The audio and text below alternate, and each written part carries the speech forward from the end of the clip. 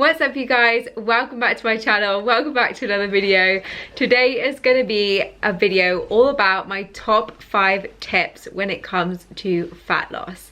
I announced a couple of weeks ago on my channel that I've set myself a little goal. I'm doing a little mini kind of cut fat loss phase, whatever you want to call it, and that I would document it for you guys on YouTube. And this is now the second episode in this series.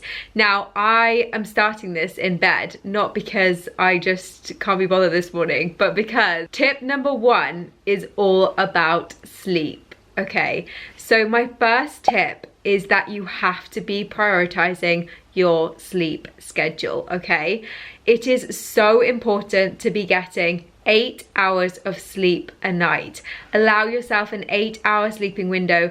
That is what your body needs to rest, recharge, recover.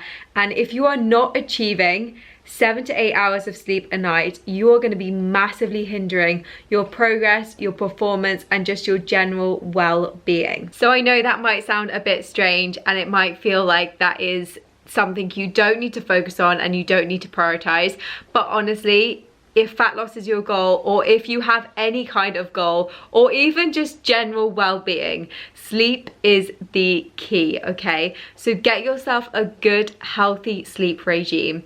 Allow yourself that 8-hour sleeping window. Let yourself wind down before you come into bed.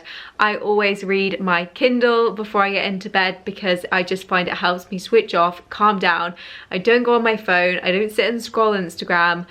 And just really bring things down, calm things down, and allow myself that 8-hour sleeping window. That is tip number 1 for you. I've got 4 more to come throughout the course of this video, so make sure you keep watching. Hit that subscribe button so you are up to date with this whole series, and let's get on with tip number 2.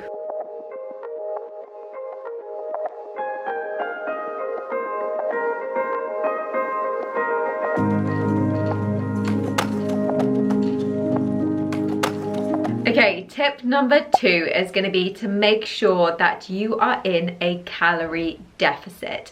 This is arguably the most important one because fat loss cannot occur unless you are in a calorie deficit. To figure out what that deficit is going to be for you, you need to start by trying to figure out what your total daily energy expenditure is. That is the total amount of calories that your body burns from everything, from living, from breathing, from doing the workouts that you're doing. There are lots of different ways you can figure this out. There are a few different calculations you can use online.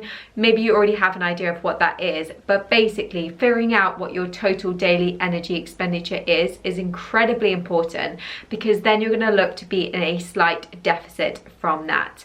I would always recommend starting in a smaller deficit, so starting at 10% to see how you respond, to see how things go, and also because the whole aim of the game is to keep making progress on as many calories as possible, on as much fuel as possible, okay? So you want to start up here, reap as many rewards as you can before you need to drop things down, and then there are loads of room below you, loads of different things that you can do without things being really extreme right from the offset. Now, I obviously really openly preach that flexibly tracking macros does work for me. It's totally not for everybody. I would say that if you do have a very specific fat loss goal, then tracking can be incredibly helpful because it just helps make sure that you are being totally accurate with what that intake is to make sure you are really achieving that deficit.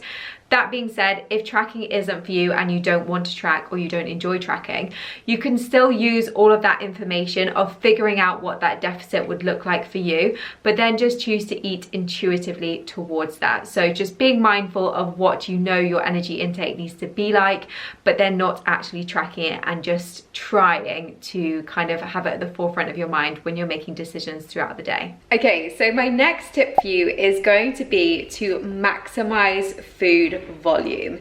Now, what this basically means is trying to get as much volume into your meals as you can, because if you are in a calorie deficit, you are eating slightly less in terms of energy than what your body is burning, so you're getting slightly less fuel. And this isn't about you drastically cutting your calories or anything. I still stand by what I just said about your calorie deficit, it being sustainable and realistic and not a silly number. but you can still be really clever with using food volume to make yourself feel nice and full, get loads of veggies in, and just pack your meals out without necessarily escalating your calories in that meal super high. So I'm going to show you what I mean by that. Okay, so this is what I mean by maximizing food volume. So this is my lunch today.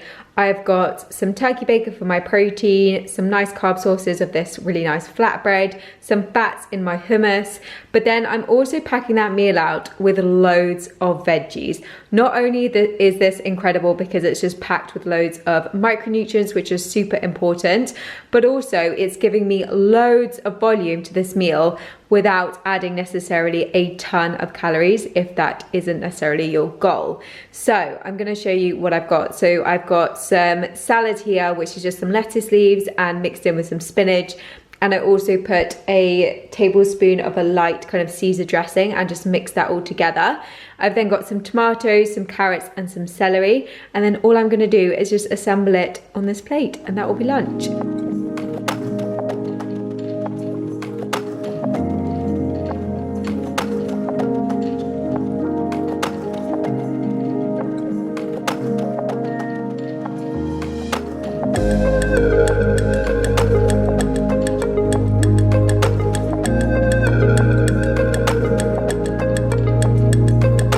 Okay, my next tip is to increase your NEAT.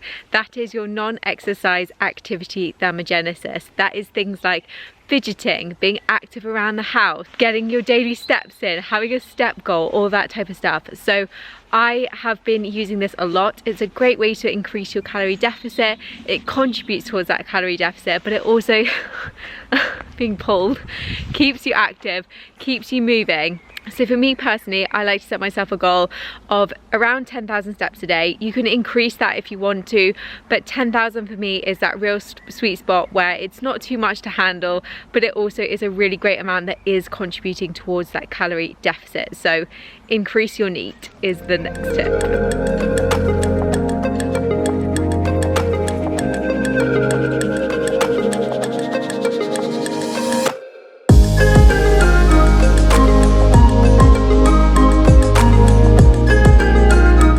Final tip for you guys is going to be to not cut out things you love.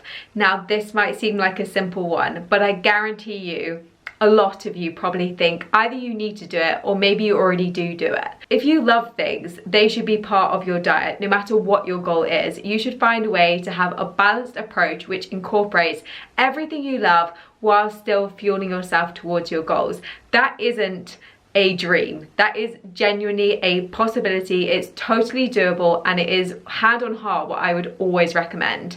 If you cut foods out of your diet that you love, if you massively reduce your carbs, you cut out chocolate, you cut out pizzas, ice cream, all those yummy things you really enjoy, all you're gonna do is crave them like mad.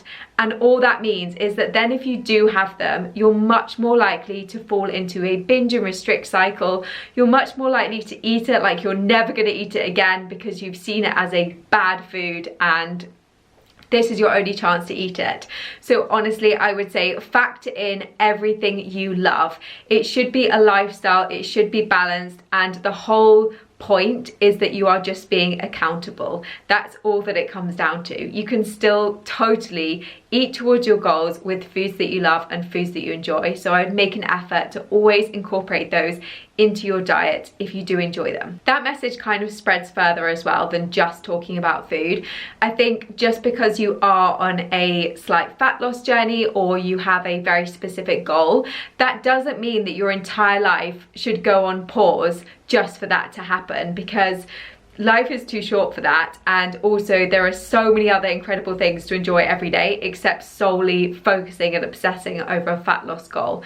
So I would say that that message applies to everything else in your life too. So if you love still hanging out with your friends, if you love having date night on a Friday, if you love any of those things, still make them part of your routine. Just balance them as part of your week, because again, if you start to cut things out that you enjoy, all you're going to do is resent the process. It's not going to be enjoyable, it's not going to be sustainable, and you're not in the long run going to get the results that you want. hopefully you guys have enjoyed this video with these kind of like top tips and stuff. They're things which, to be honest with you, I have been doing for the entirety of my journey, but I feel like I've never actually sat down and maybe talked through them as openly, and obviously they're important for me more than ever right now on this kind of like mini little fat loss phase that I've been doing for coming up for 4 weeks now. I have got another video which I'm in the process of filming, which is a little bit of an update on where I am with my cut, or whatever you want to call it, and that will hopefully be up in the next week or so. It will do everything from like a physique update, a macro update, how I've been progressing, those types of stuff. So make sure that you're subscribed so you don't miss that one.